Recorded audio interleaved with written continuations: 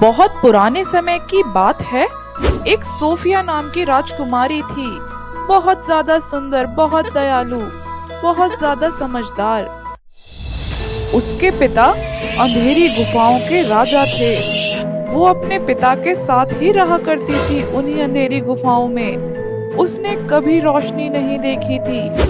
एक बार वो अपने महल के पास ही एक जंगल में जाती है और वहीं नदी के पास बैठ जाती है और कुछ पक्षियों के साथ खेल रही होती है। तभी वहां भटकता हुआ एक राजकुमार आता है। वो बहुत ज्यादा प्यासा होता है। जैसे ही वो राजकुमारी को देखता है, बस देखता ही रह जाता है। तभी वो बोलता है, क्या तुम मेरी मदद कर सकती हो? मैं रास्ता भटक गया हूँ। मैं शिकार पर निकला था और अब मेरे को वापस जाने का रास्ता ही नहीं मिल रहा। हाँ हाँ जरूर, क्यों नहीं। तुम यहाँ से उत्तर दिशा में चले जाना। वहाँ से तुम इस जंगल से बाहर निकल जाओगे और तुमको रास्ता भी मिल जाएगा। और वो राजकुमारी को धन्यवाद करता है और वहाँ से चला जाता है। पर वो दोनों एक दूसरे को पसंद करने लगते हैं। सोफिया भी अपने महल लौट आती है। दिन बीतते हैं, रातें निकलती हैं और एक दिन सोफिया अपने गार्डन में बैठे बैठे उसी राजकुमार को याद कर रही होती है। तभी वो देखती है, वो राजकुमार उसके सामने आ गया है। अरे, तुम यहाँ पर कैसे? मैं तुमसे मिलने आया हूँ। तुम मुझे याद कर रही थी ना? पर अगर तुमको मेरे पिता के सैनिकों ने देख लिया तो वो तुमको मेरे पिताजी के पास ले जाएंगे और वो तुमको जादू से सजा देंगे। तुमको वो काले दरवाजे में भी बंद कर सकते हैं। अरे तुम चिंता मत करो, मैं आज तुम्हारे पिताजी से ही मिलने आया हूँ। आज मैं उनसे मिलके तुम्हारा हाथ मांग लूंगा। वो बात कर ही रहे होते हैं, तभी वहाँ उसके पिता के सैनिक आ जाते हैं और उसको बंदी बना लेते हैं और राजा के सामने ले जाते हैं। महाराज की जय हो। कौन हो तुम? यहाँ क्यों आए हो? महाराज, मैं एटलांटिस का राजकुमार हैरी हूँ। तेरी यहाँ आने की हिम्मत कैसे हुई? महाराज, मैं आपकी बेटी से शादी करना चाहता हूँ। मैं उसका हाथ मांगने आया हूँ आपके पास। हाथ? निकल जा यहाँ से, नहीं तो मैं तुझे अभी काले दरवाजे के अंदर बंद कर दूंगा। महाराज, आप मेरी बात तो सुनिए। आप जो बोलेंगे मैं वही करूँगा। बस अपनी बेटी का हाथ मुझे दे दीजिए। लड़के, तुझे समझ नहीं आ रहा? चला जा यहाँ से, नहीं तो तेरे साथ बहुत बुरा होगा। पिताजी, आप ऐसा मत कीजिए। मैं भी पसंद करती हूँ हैरी को। सैनिकों, सोफिया को उसके कमरे में ले जाओ और इस लड़के को बाहर निकाल दो हमारी गुफाओं से।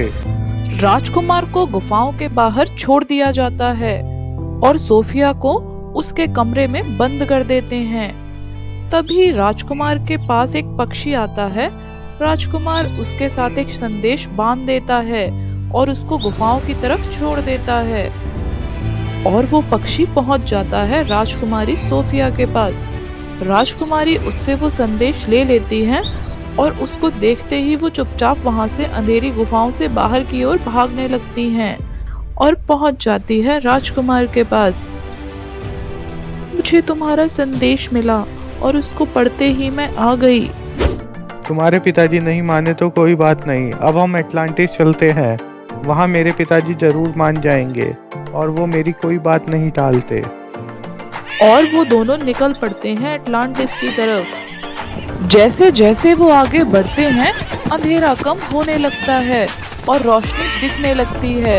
सोफिया ये देखकर बहुत खुश हो जाती है। उसने पहले कभी नहीं देखी थी रोशनी।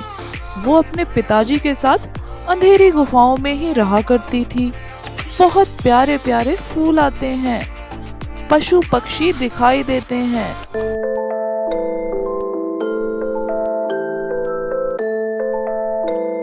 और वो दोनों एक पेड़ के नीचे आराम करने के लिए रुक जाते हैं। वहीं पर उनके ऊपर फूलों की बारिश होने लगती है और वो दोनों थोड़ी देर वहीं आराम करते हैं और थोड़ी देर में वहां से चल पड़ते हैं और पहुंच जाते हैं अटलांटिस। सोफिया अटलांटिस शहर को देखती ही रह जाती है। वो बहुत ही ज्यादा सुंदर शहर था।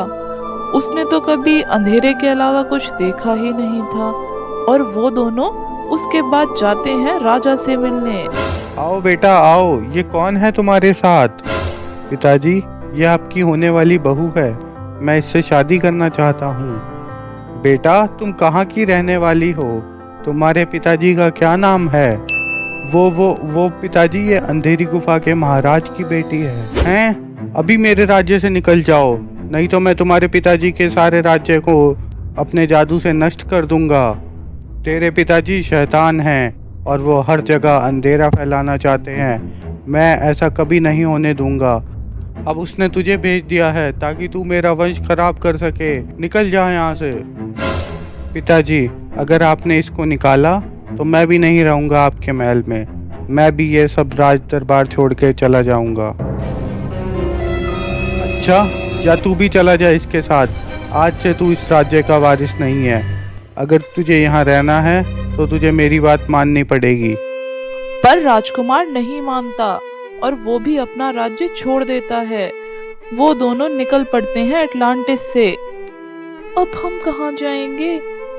अरे तुम चिंता मत करो। जब मैं छोटा था मेरी माँ ने एक जादुई टापू बनाया था और उसके बारे में किसी को नहीं पता। उस टापू के बारे में मेरे पिताजी को भी नहीं पता।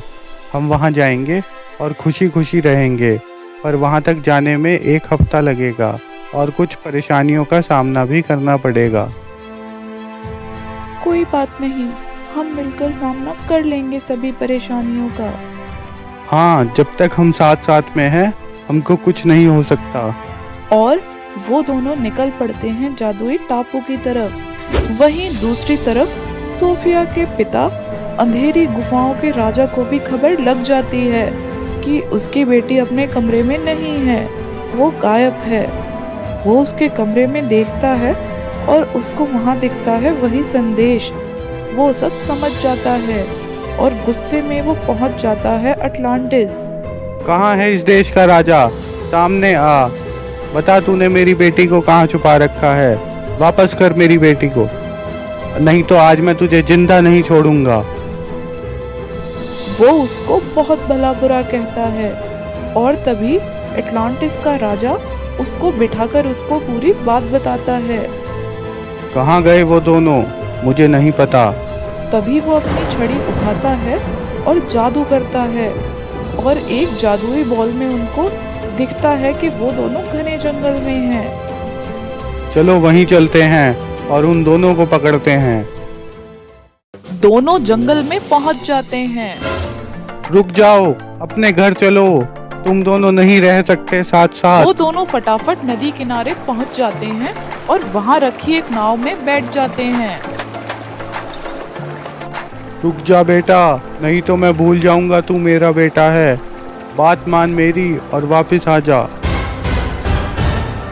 वो उनकी कोई बात नहीं मानते और तभी उसका पिता गुस्से में आ जाता है और वो समुद्री तूफान ला देता है और उस तूफान की वजह से सोफिया समुद्र में गिर जाती है और डूबकर मर जाती है। ये क्या किया तूने? मेरी बेटी को मार दिया। अब मैं नहीं छोड़ूंगा तेरे बेटे को भी। तभी अंधेरी गुफाओं का राजा अपनी छड़ी उठाता है और आसमान से एक बहुत ही भयानक राक्षस आता है, एक बहुत ही डरावना सा, और वो राजकुमार हैरी को जला देता है और वहीं हैरी भी मर जाता है। अब ना सोफिया बची ना हैरी। वो दोनों रोने लगते हैं क्योंकि आपसी दुश्मनी की वजह से उन दोनों के बच्चे मर गए और उनकी आपसी दुश्मनी का कारण था एक बहुत ही पुराना राज। अंधेरी गुफाओं का राजा और अटलांटिस का राजा एक समय पर पक्के दोस्त हुआ करते थे, पर उनकी इस दोस्ती को नजर लग गई उनके ही एक खास दोस्त की। उनका एक शौर्य नाम का मित्र था। वो उन दोनों को लड़वाकर उनकी सारी शक्तियां लेना चाहता था और वो कामयाब भी हो गया था और दोनों पक्के दोस्त एक दूसरे के खिलाफ हो गए। पर शौर्य को शक्तियां तब भी नहीं मिल पाई और वो बीमार होके मर गया। पर उसकी बनाई हुई दुश्मनी आज भी जिंदा थी और उसी दुश्मनी की वजह से आज सोफिया और हैरी भी मारे गए। पर कहानी यहीं खत्म नहीं होती। अपने बच्चों की याद में वो दोनों मिलकर एक बहुत सुंदर बगीचा बनाते हैं जिसमें उन दोनों की मूर्तियां होती हैं जैसे वो सच में ही वहां पर हों, और इसके साथ ही वो अपनी उस पुरानी दुश्मनी को भी खत्म कर देते हैं और खुशी खुशी रहने लगते हैं।